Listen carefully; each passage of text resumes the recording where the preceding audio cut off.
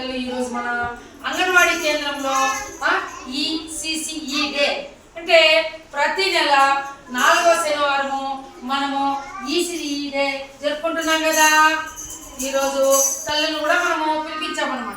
అంగన్వాడీ కేంద్రానికి తల్లిని పిలిపించి సమగ్ర అభివృద్ధి అంటే అంగన్వాడీ కేంద్రంలో పిల్లల ఆటపాటల విద్య మరియు శారీరక అభివృద్ధి, మానసిక అభివృద్ధి మరియు భాషాభివృద్ధి మరియు భావోద్వేగాభివృద్ధి ఈ విధంగా మనము అంగన్వాడీ కేంద్రంలో చాలా డెవలప్మెంట్ చేస్తున్నాం అన్నమాట.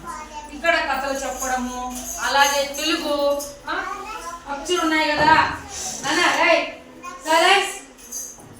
తెలుగు అచ్చుల గురించి ఆ నుంచి ఆహా వరకు నేర్చుకుంటున్నారా లేదా పిల్లలు? అలాగే కళ్ళు కూడా వచ్చారు. చాలా ఇక్కడ అంగన్వాడీ కేంద్రంలో పిల్లలు చాలా యాక్టివ్గా ఉన్నారు. ఇంట్లో మాటలు రాకపోతే కూడా అంగన్వాడీ కేంద్రంలోకి వస్తే సాటి పిల్లలతో మాట్లాడడం వల్ల సైలెంట్ ఉండమన్నా మనకు భావోద్వేగాభివృద్ధి డెవలప్ అవుతుంది అన్నమాట. ఎందుకు?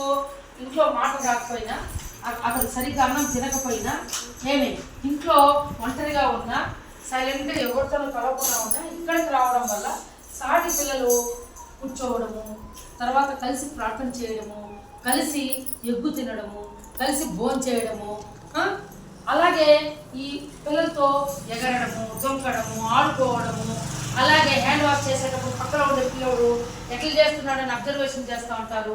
అలాగే మేడం చెప్పేటప్పుడు మేడం ఎట్లా చెప్తా ఉంది, ఏ విధంగా చెప్తా ఉంది అని కొంతమంది గట్టిగా చెప్తా ఉంటారు, కొంతమంది స్లోగా చెప్తా ఉంటారు, కొంతమంది యాక్టివ్గా ఉంటారు, కొంతమంది భావోద్వేగం అంటే వాళ్ళు మనం చెప్పే దీంట్లో త్వర చేస్తూనే ఉంటారు పిల్లలు. వాళ్ళ యొక్క మెంటాలిటీ ఆ విధంగా ఉంటుంది. 6 సంవత్సరాల్లో చిన్నోడా సైలెంట్గా ఉండాలి, అవునా కాదా? కాబట్టి మనకు అంగన్వాడీ స్కూల్లో ఈసీసీఈ డే అంటే early child education and day. కాబట్టి మనకు అంగన్వాడీ కేంద్రంలో స్టోరీస్, ఇంగ్లీష్ స్టోరీస్ చెప్తున్నాం అన్నమాట. ఈ ఇంగ్లీష్ స్టోరీస్లో కూడా ఇందులో మామూలు తెలుగులో అన్ని కథలు ఉన్నాయి. రోజు యాక్టివిటీస్ కృత్యంలో భాగంగా ప్రతిరోజు ఒక 2 రోజులకు ఒక కథ చెప్తూనే ఉన్నామన్నమాట. ఈ స్టోరీస్లో పిల్లలకి ఒకసారి చెప్తే చాలా మెమోరీ చాలా బలంగా ఉంటుందన్నమాట. ప్రతి దీన్ని వాళ్ళు గుర్తిస్తారు. బాగా నేను అడిగిన వాటిని కూడా వాళ్ళు చెప్తారన్నమాట.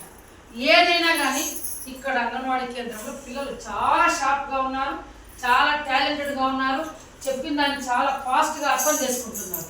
కాబట్టి ఇక్కడ ముఖ్యంగా క్రమశిక్షణ అనేది అలవాటు అవుతుంది.